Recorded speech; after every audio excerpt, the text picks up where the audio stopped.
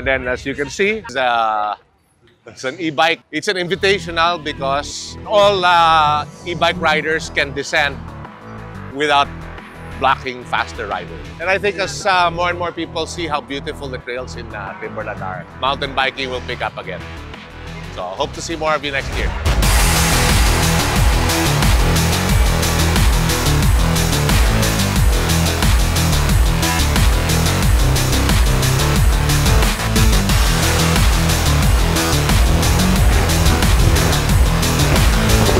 Eco, trail, saka turbo.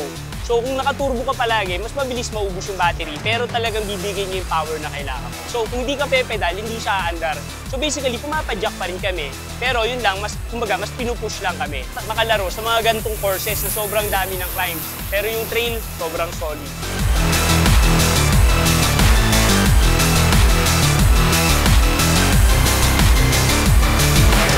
Bumalik-balik sa pagbabike. So yun. So thank you 7-Eleven. Sobrang nag-enjoy ako. Wow. Thankful for the 7-Eleven organization that they bring the bike category, and moving forward, I'm sure we can expand even bigger numbers to the next year.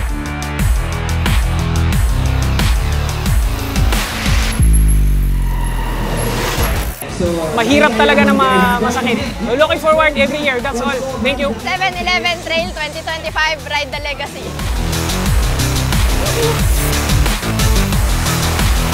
Sana magkaroon pa ulit next year. Thank you sa 7-Eleven Trail para sa successful na laro. For those looking for a challenge, Timberland Heights and our partners welcome you next year as we have this event again.